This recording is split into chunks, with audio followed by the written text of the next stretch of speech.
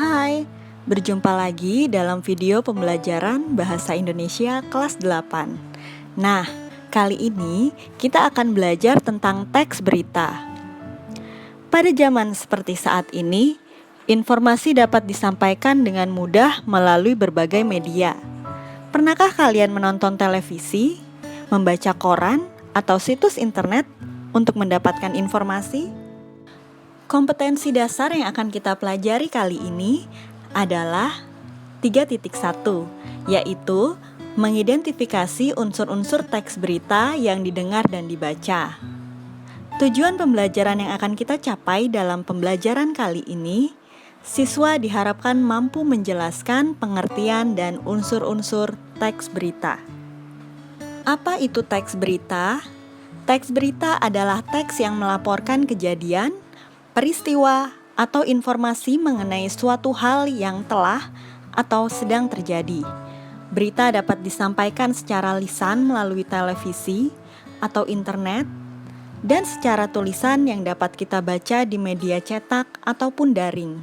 Adapun tujuan dari teks berita adalah menyampaikan informasi penting kepada para pembaca dan pendengar. Berita memiliki 6 unsur yang dapat kita identifikasi. Keenam unsur tersebut dikenal dengan sebutan adiksimba. Apa itu adiksimba? Adiksimba adalah kepanjangan dari apa, di mana, kapan, siapa, mengapa, dan bagaimana. Yuk kita bahas satu persatu. Yang pertama adalah unsur apa. Bagian unsur ini menjelaskan mengenai peristiwa, kejadian, atau informasi apa yang diberitakan. Yang kedua, unsur di mana. Bagian unsur ini menjelaskan tempat terjadinya peristiwa di dalam berita.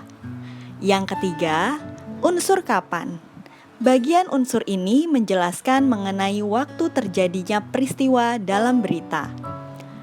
Yang keempat adalah unsur siapa. Bagian unsur ini menjelaskan siapa saja yang terlibat dalam peristiwa yang diberitakan. Yang kelima, unsur mengapa.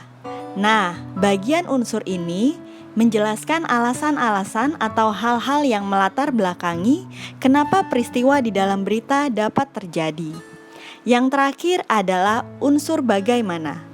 Bagian unsur ini menjelaskan proses secara kronologis atau berurutan bagaimana peristiwa dalam berita dapat terjadi.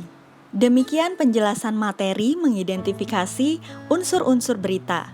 Sampai jumpa pada materi berikutnya. Selamat belajar ya!